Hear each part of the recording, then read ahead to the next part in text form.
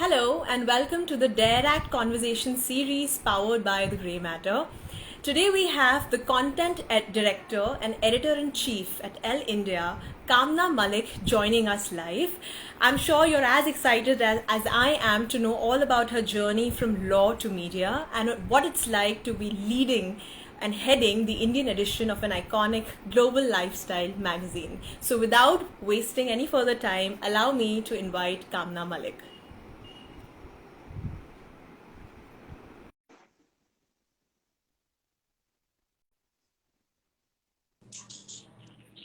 Hello, Kamna. Welcome to Dare Hello. Act. Hi, how are you? I'm good. How are you doing Very today? well, thank you. Thank you, I'm very well. Fantastic. Thank you so much for joining us on Dare Act Pleasure. today. Pleasure. Okay, so my first question to you, Kamna, is growing up, what fascinated you about law and why? Wow, that seems like you're asking me to go many years ago, back in the past, I I do. think. Yeah. I don't know, Shreya, there isn't a one particular moment where I realized that, okay, this is what I want to do. But I think if I really, now in the retrospect, when I look back, I think it was because of my mom.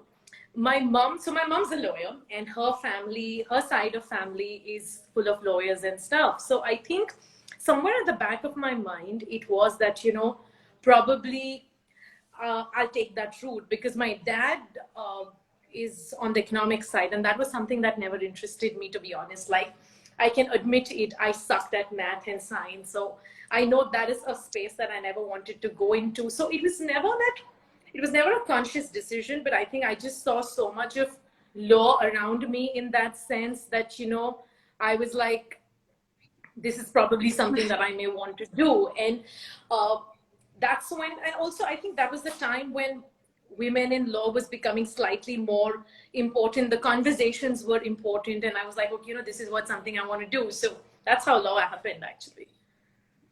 Pretty organically, it seems. Pretty organically, very organically. Like, like everybody, when they're growing up, they actually do have an agenda that this is what I want to do. I never had that agenda. It was, I mean, I don't know, like even today when I'm talking to you after so many years, if I had not studied law, I don't know what I would have done. So I don't know. So it was very organic. It was something that was just at that time felt like the right choice to make. So I made that choice.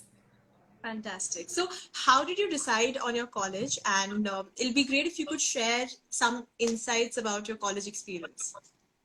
Oh, sure. I mean, that part of my year, that part of my life is very special to me. So I think for me, it was very important that whatever I may do in life, I want to do it at my own free will with my own merit. Like, I was never somebody, and I think this also came from my mother. I think for both me and my brother, she's kind of conditioned us in such a way that whatever you may do, you have to do it on your own merit. So nobody should be paying the money for you, or you shouldn't be going on a paid seat or anything like that. So that was somewhere always drilled in my head. And at that point of time, the year that I was studying law, ILS was the top notch law school at that point of time. I don't know what are the rankings today, but back then, ILS was the number one law school in the country. And they were the only ones who took you on merit and not on an entrance test. So NLS Bangalore and all the other NLSs would always have an entrance test, but ILS wouldn't.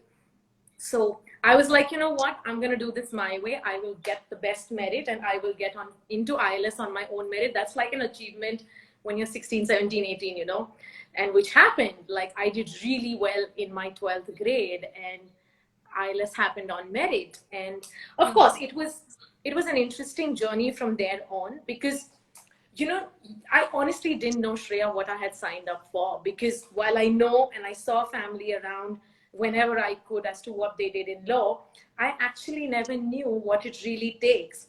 So I remember this so clearly. When the contract law classes would happen, and the very first time or the second time it happened, I didn't know what had hit me. And I remember the professor standing there and saying, you have to mug this up, and you should know all of this. And I was like, shoot, this is not what I had signed up for. So it was a sort of a revelation for me. It was tough. I wouldn't say it was the easiest. I mean, my law school days were not the easiest because I was not conditioned like that, and I honestly didn't know what I had signed up for. But yes, I did achieve whatever I did on my own merit, and I got it. And yeah, I mean, I couldn't continue. Obviously, I mean, when I got in, the only thing honestly I was very clear about was that I wanted to do corporate law. I mean, I saw myself as a mergers and acquisition lawyer, and that was You something had that I somebody really wanted. practicing corporate law at home? No, it just paid really well. Mergers and acquisition pays you really Okay. well. And Yeah.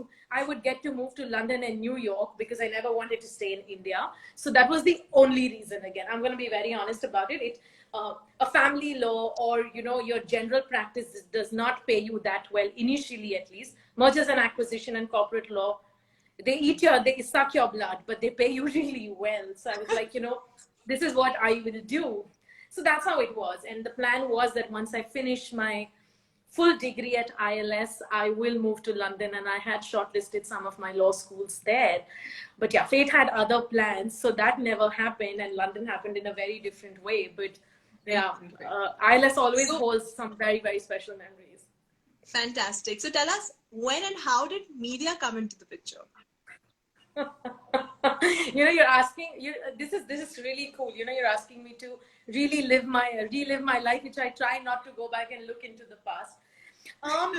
I don't know again, you know. So I'll be honest. I mean, I think so I had to give up law because of personal circumstances. And I actually, there was a phase in life at that point of time during my third year law where personally things really went into a very dark space. And without dwelling more into it, I will just say that, you know, it personally really changed a lot of things for me. I kind of had to really relook at my life again, and I had to kind of, you know, just reevaluate what I was doing in life. And I had to, you know, how sometimes you just strip off everything and you have to really start from ground zero. I kind of was at that point of time in my life where I really had to start from ground zero again. So I think that was the moment where, honestly, I had no clarity about what I wanted to do because I was still trying to grapple with my personal phase at that point of time, and I had to make sense of what's happening. And I remember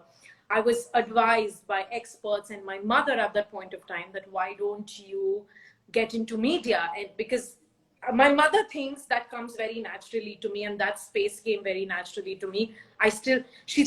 She thinks her advice was the best. I don't think so today, but yeah, I'll give her that credit that I think the push towards media came from my mother at that point of time. And I moved cities. I kind of had to completely 360-degree change my life. So yeah, that is how media happened. Again, it was incidental. It was not something, Shreya, I always say, I don't plan my life because every time I've planned my life, something else has happened. So I think after a couple of years, I realized that I should stop planning my life because every time I plan something, something else happens. So yeah, the media was also incidental actually.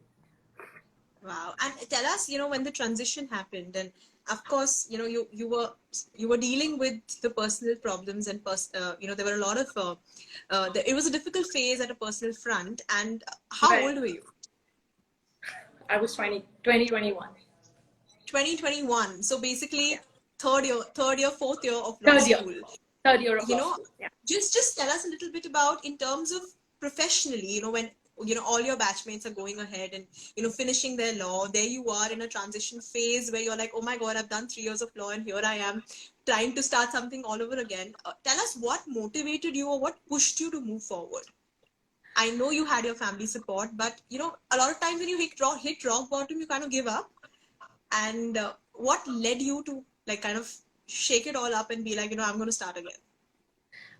I think my circumstances. I think, you know, the position that I was cornered in at that, you know, the dark space that I had kind of gotten in at that point of time, there was only one solution. You know, sometimes, like you said, when you're at the rock bottom, the only way that you have is upward from there. I had no choice, Shreya, but to gather myself. I had no choice.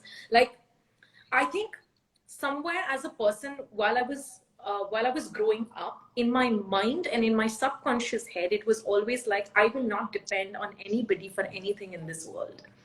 And especially when it comes to financial independence and, you know, just having the liberty to do what you want to do. I think as a child also I hated doing that, and the more I grew up, I was very clear that okay, so I've hit the rock bottom. I can't depend on my parents for the rest of my life. Okay, at 21 they'll support me, at 22 they'll support me, but when I'm 40 they're not going to support me, and there will be, the reality of life is there is going to be a time where they're not going to be there around me as well. So what next? So I had to find a solution. I really had to. And you're so right, actually. I remember this now that you pointed it out. So all of this, when my life was shifting, it was all in the first semester of the third year. And I remember, so when I had to withdraw my application and I had to finish the third year and say that, okay, I'm not going to do the remaining 2 years, I had to still go to the university and I had to sign documents off. And I remember I had butterflies in my stomach when I was going there, because at that time, a 21-year-old girl was thinking, if I go back and if I bump into any of my colleagues, what am I going to tell them? Like, how am I supposed to explain myself to people? Because obviously I can't talk about certain things, and I'm giving this up, something that I fought for. I remember so categorically, Shreya. So ILS, my father told me at that point of time that why don't you apply for NLS? Why don't you apply for symbiosis? Because all of them have law as well. And I said, no, if I'm going to do this, I'm going to do it at ILS. Otherwise, I'm not going to do it at any other university in this country, at least. And I had that gumption and I knew that I'll get into that university, and I did. And then I had to give up my dream of everything and restart. So I don't know where I gathered my courage from. Maybe it was circumstantial at that point of time. I've numbed that phase out of my head, so I don't know where that came from, but I think it was circumstantial and I had no choice. And sometimes when you have no choice in life, you have to find the best possible solution and run with it. Fantastic. And I'll sound very wrong saying this, but I'm glad whatever happened and the change and the transition, because look where it's gotten you. And I think it's just pure gratitude to whatever's leading your life. It is. I really think so. I think now I can say that after so many years, that whatever happens in your life happens for the best. And over the years, I've learned to even condition my mind like that and kind of, just let things go, because you're right. Had that not happened, I wouldn't be here sitting and chatting with you. Fantastic. Thank you so much for being so raw and authentic. It's really nice to hear your side. That's fantastic. Okay, so you've been in the media industry for over now 13 years, and yes. you've experimented with lifestyle, interior design, architecture, to fashion and Bollywood. We would love for you to take us down your professional journey so far, and also tell us, amongst all the fields that you've sort of worked in, which one is your most favorite, and which one has been your most favorite, and why? Okay. So we'll start with the journey, because favorite is the favorite. I don't know how to pick between everything that I do. But yeah, the journey was very, again, like I said, incidental and circumstantial. Those are my favorite words. So I moved to Bombay, and at that point of time, there used to be this city-centric magazine. It was a UK-based magazine called Time Out, and they used to have 3 editions that time, which was in Bombay, Delhi, and Bangalore. They were a fortnightly magazine, and they were looking to start a monthly Pune edition, and they wanted somebody who was based in Bombay, but somebody who knew the city really well. And because I spent a large part of my life in Pune, they kind of said, okay, this is the right candidate and this works. So that's how was my first move into media. Although before that, when I was in Pune, so ILS was a morning school. So the law school was morning, and in the second half, I used to always work. So my first job was with an NGO, and then my second job was with Financial Express, which used to be in Pune. So I did kind of had dabbled into media, so I knew the ropes of it. Obviously, once I moved to Bombay and I had to relook at how I'm making the structure of my life, I was working and studying together. So there were these 3, again, very tough years where I had to do my second degree and I had to work and I had to just kind of find a way to balance it. And that's how Time Out happened. And it was something, I think I still hold that as one of the best learning experiences of my life, because my editor then, Naresh Fernandez, who is also still very, very well known in the industry. I think in that 1 year, what he taught me through, so he was not my immediate boss, he was not my immediate reporting editor, but I had some face time with him. And I think a large part of how I conduct myself today or how I behave comes a lot from Naresh, because he had a really, really long lasting impact on me, and the way he was as a person. So I think that's where I learned a lot from. And then there was this very funny incident. So I was looking to move out, obviously, because you want to grow in life. And I had this colleague, he tells me that, listen, there's this new magazine called Trends that has launched. Why don't you go and interview? It's again a lifestyle magazine and stuff. I said, okay, this is, and it's a New Zealand based magazine now. And at that point of time, Times had just done a joint venture with BBC. So for me, it was like, okay, I can do that because my eventual goal is to move to London and work with BBC. So that is going to happen. I go in there and it was June. It was June of that year and it was pouring in Bombay. And sorry, for everybody who's watching and they may love Bombay, I don't love Bombay at all. It's been so many years in Bombay, I still haven't been able to like this city at all. Yeah, so it was raining, it was pouring. Of course, I didn't have too much money, so I was taking the local trains at that point of time. And I remember getting down at BT station. I was like, shit, where have I come? It's pouring and why am I here for this interview? Anyways, I land up in the office and I'm getting interviewed, and suddenly the editor there says, oh, by the way, do you know this is a design and architecture magazine? And I said, what? I said, excuse me? I said, I thought the name was Trends, and Trends is more or less a fashion or a lifestyle magazine. So she's like, no, it's a New Zealand-based architecture and design magazine. And I have, Shreya, no background in architecture and design. I don't know anybody back then, at least. Now, a large part of my friend circle is architects and designers. But back then, I didn't know anybody in my life who was an architect or an interior designer. Like, I knew what that was, but I never knew how that worked. So yeah, but I don't know. I just took up the job because, again, it was good salary that time. So I took up the job. But yeah, those were 6 beautiful years that I spent. And I learned so much about the design industry, so much about architecture, that suddenly that is what I was breathing, eating, and living. I mean, that just became a very natural calling. While I may not understand the technicalities, ki beam kahan jana hai or slab kahan jana hai, I still understand that space very well today. And it is something that still inspires me. I think, to answer your question, that is the space that is the closest to my heart, because out of my career path, that's the largest that I've spent in. Like, design is what inspires me. And when I say design, I don't mean interior design, I mean creativity. Design cannot be compartmentalized. So what I'm doing today is, yes, a good mixture of creativity and fashion and all of that. So design is something that will always inspire. And then then I moved to Elle for a while. And then again, I kind of got into a point in life where I was like, things are not working out. Life needs a bit of a shake up again. So that's when I took a sabbatical and I moved to London, to UK for 2 years. And those were the best 2 years of my life because I did everything that I wanted to do. I did my MBA. I worked with the Tate Modern, with the London Design Festival, with Victoria and Albert. I mean, I did everything that I wanted to. So those 2 years were the most liberating 2 years of my life. I didn't want to come back, but with the whole Brexit and with everything just kind of going in a very different direction politically, I came back, and I came back to head India Design ID again at the same place, of course, in a different capacity this time. And that is also something that I've always liked, like, the whole, so for those who may not know, India Design is a very, very exhausting process. Like, it's almost like a couple of colleagues of mine and I, we always say it's like producing a baby. You have to work on it for 9 months before you push it out and you go through that pain. But that is exactly what it is.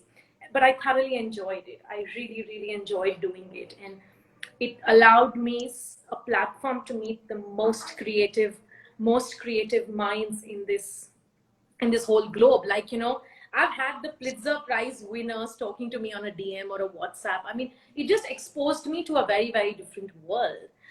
And then the pandemic hit, and suddenly I was put onto Elle. So I remember again, like I was telling you, never say never. So when I was when I started working in media and journalism, I remember telling my mother and a couple of my friends, I will work in every field, I'll never work in Bollywood.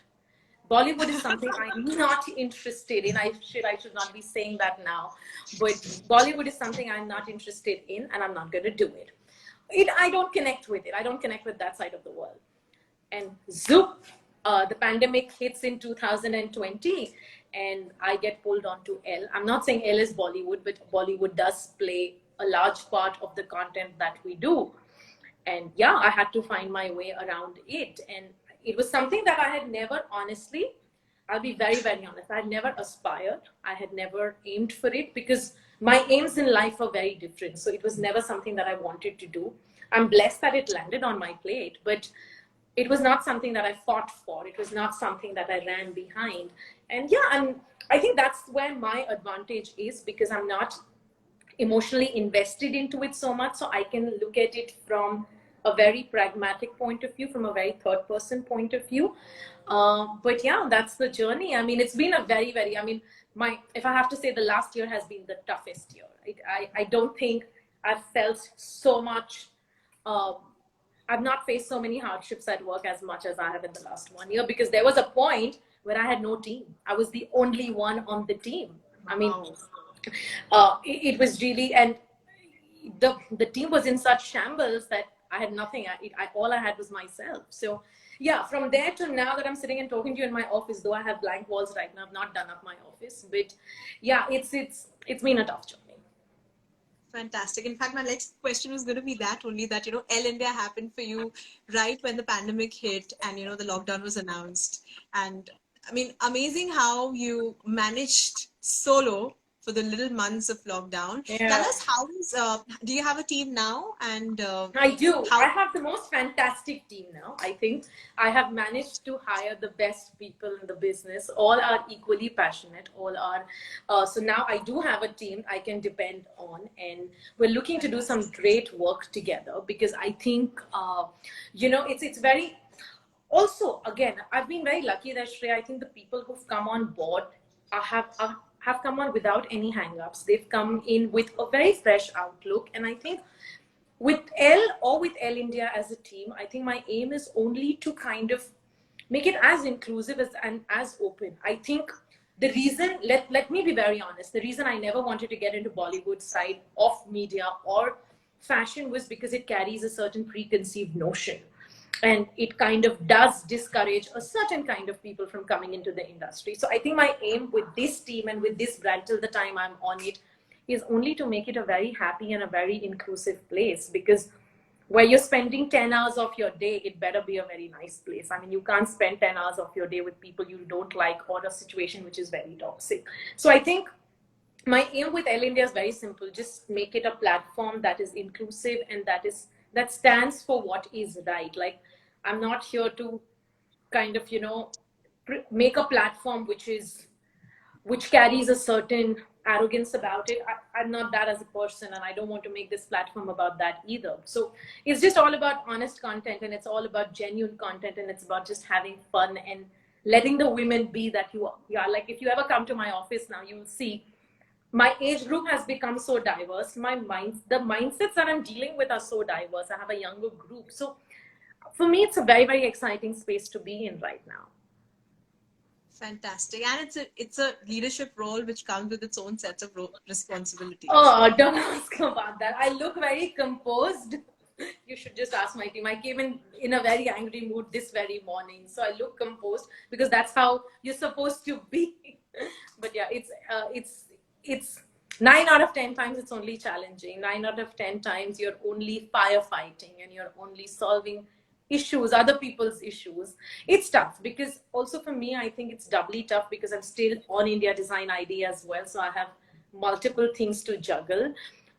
It's not easy. I won't glorify that at all, actually, because from the outside, media looks very glorified and very fancy and very inviting, and you want to be there, but it's nothing like that. I mean, to get to that point, you really have to work your butt off. I mean, I don't subscribe to that, but that is what ended up happening to me, that I never had a work-life balance. And now I'm at a point where I have no life. It's just work. And, you know, now I'm realizing that, and I have to grapple and figure and fix that part of my life. But media is very, very demanding. It takes a lot out of you. So was law.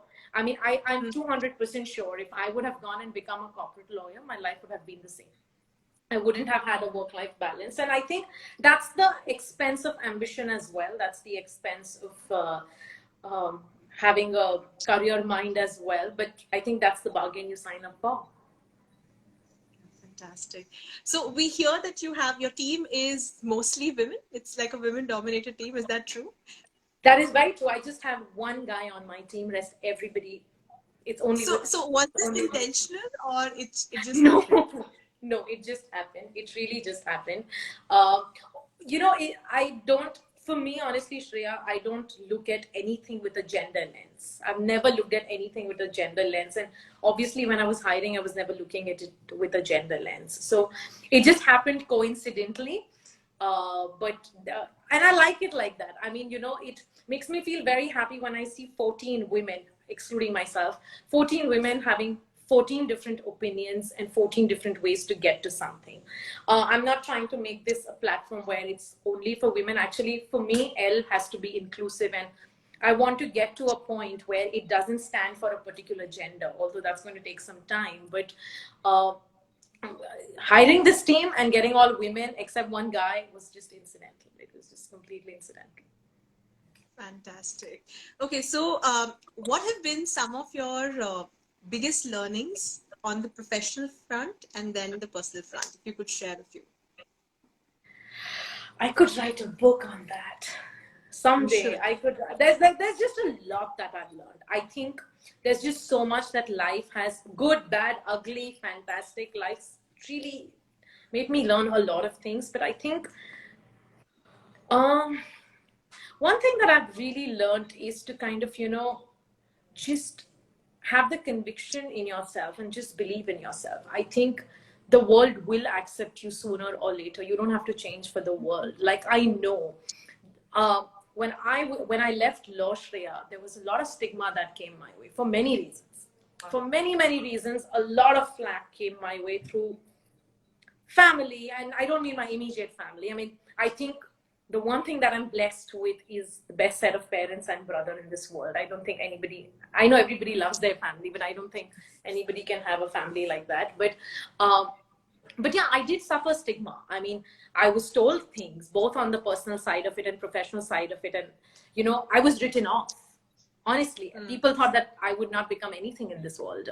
People thought that, you know, oh, she's given away law, right? She's just given away something that she earned and she's not going to make anything out of it. So I think the fire in my belly was, you know what, I'm going to prove every single person on this planet who thought I was not capable of wrong. And I went, and I'll be honest, I deep dived into it literally like a horse, and I worked and I worked. And I said, you know what, every time somebody says I cannot do it, I will do it. So I think one of the key learnings, and I tell that to everybody now, every young girl who I ever speak to, is do not listen to people. Just do not listen to people, because X number of people, which means X number of voices, and just shut them out. I mean, whatever it is, you could feel whatever inside, never show it on the outside, and just do what you feel very strongly about. And try not to control life. At least that's my learning. I don't try to control my life any longer. I let it happen, because it is going to be what it is going to be.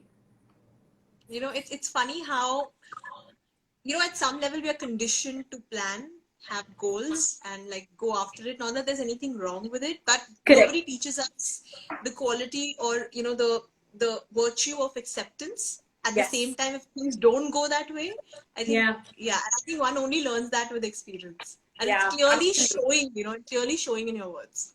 No, I tell you, Shreya, like when my brother have a considerable amount of age gap. And when he was growing up, I still tell him, I said, if you get up one day and you don't want to do what you're doing, whether anybody supports you or not, I'm the first one rooting for you. I mean, I don't believe in this whole typecast that you have to get married by some time, you have to study by a certain year, you have to do this. Who's decided this template? Like, who tells you what you have to do when? You have to see what works for you. You have to see what aligns with you internally. I mean, we know of so many examples in the world of people who've gone and done what they've done when they were probably 40, 45, 50. So that whole thing of you have to achieve or do this by a certain age, or there is this only one way of doing something, I think that's a very redundant thought process, though I know that's a very that's a thought process that still a large part of the society follows. Yeah. Thank you for sharing that. My last question to you is, Sure. Do you have any advice for law students who may be interested in pursuing media? Yes, I have actually. I would say get into it knowingly. It's a beautiful. I think it's a field where you will reap benefits only after a couple of years. So I think it's a field where you need 10 times more patience as opposed to any other field. I think the only other place that I can think of like this is medicine, because again, in medicine, you really have to go through a couple of rigorous years before you kind of make a mark. That's the same with law.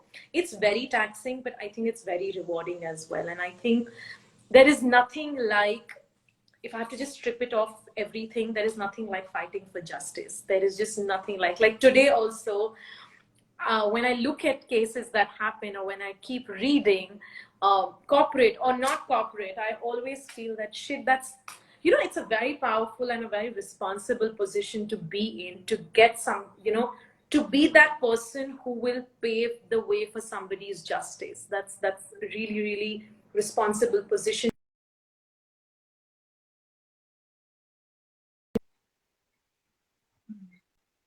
Commitment, that conviction, that hard work. So it's very important that the groundwork is done, because when you land into it, the reality is very harsh. It's not a cakewalk.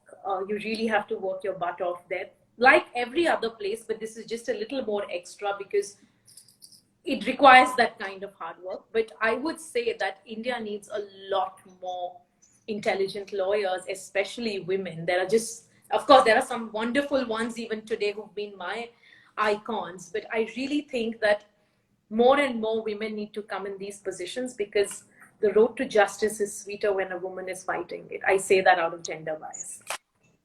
Fantastic. Well, this has been fantastic, and it's been lovely talking to you, Kamna. Thank you so much for taking the time out. Thank you. Had a crazy Friday today, and thank you so much for joining us. Thank you so much for daring to act differently, and following your heart and doing what you do now. And thank you for being a part of the Grey Matter community. We wish you all the very best for everything. Thank you. Thank you so much, Rhea, for having me and for being just so patient. I mean, you and Tanisha, I think she's also on this chat. You guys have just been so patient with me in terms of just my schedule. So thank you so much. I really had a great time talking to you. And thank you for letting me relive my moments, really. I mean, I tend to not go down the memory lane too often. So thank you so much for having me do that. Following up was worth it, huh?